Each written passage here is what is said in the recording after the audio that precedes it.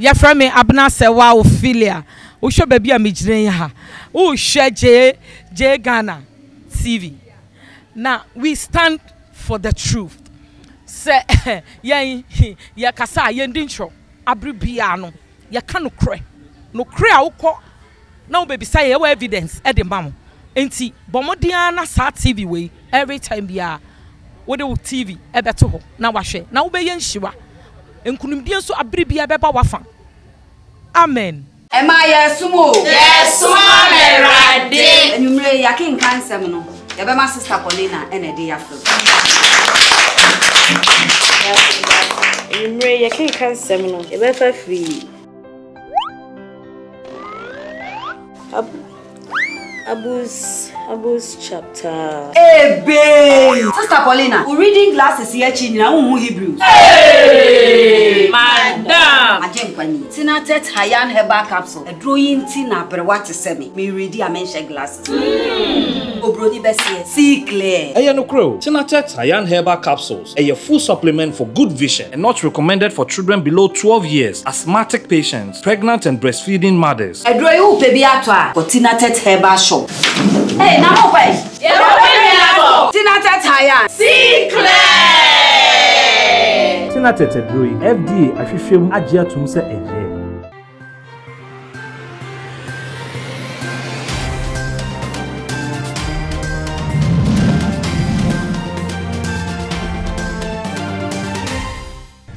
J Ghana TV, we stand for the truth. And J Ghana TV, no crankwana yeka. Then there's a share me, Nifa Sweya, Nipa, or Nimi Jina, ya prophetess, Mamalistic, and I mean, Menene Eba Church and Comwe, Antino, and Kobebia, see me. Mama Wakwaba. Oh, me just some this year. Why fool? Mama. Yeah, Mamalistic, oh, one fair papa. That's it. Come on, now secret in this. I rather. And your mama brought free and you memo if you're rather. Your mama, apart from amen, no, what if for Biaba? Maybe I try. Me the for by a friend, me boy for near rather. Yeah, many of Papa Christie and Francis Samo and a oh, okay. Mama, bet me out to Kakra, I'm a met. I say, me boy for near rather. Me boy for near rather. Oh, my brand new to Samia. Me boy for near rather. Sana. Mama, won't you do na amen it here ajibebia. Amen no na me tie pa. Eya nwume mu nsem no.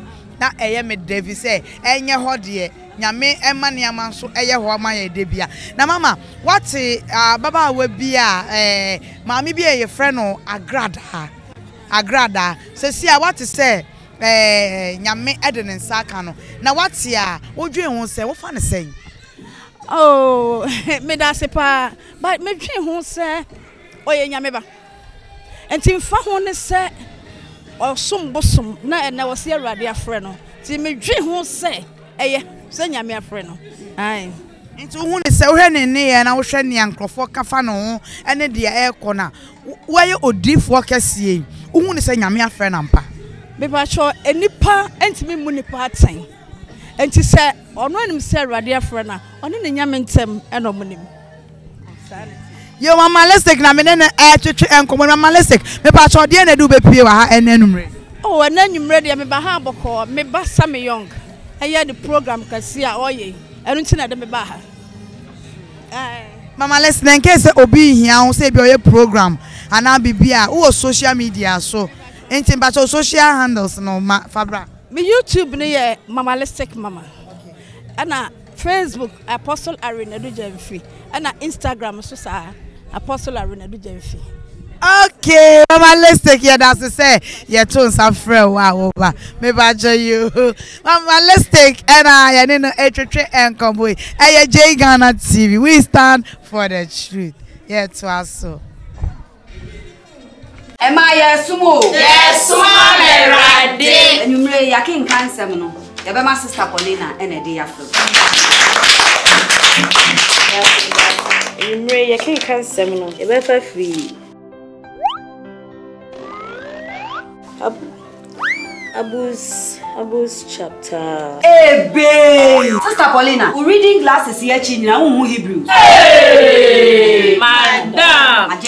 Tinatet Hayan Herbal Capsule, a drawing Tina Berwati Semi. Me ready, I mention glasses. Obroni Bessie, see clear. Ayano Crow, Tinatet Hayan Herbal Capsules, a full supplement for good vision and not recommended for children below 12 years, asthmatic patients, pregnant and breastfeeding mothers. A drawing baby atwa, but Tinatet Herbal Shop. Hey, now wait. Tinatet Hayan, See clear! Tinatet Adroyi, FDA ahwehwem agye atum sɛ ɛyɛ.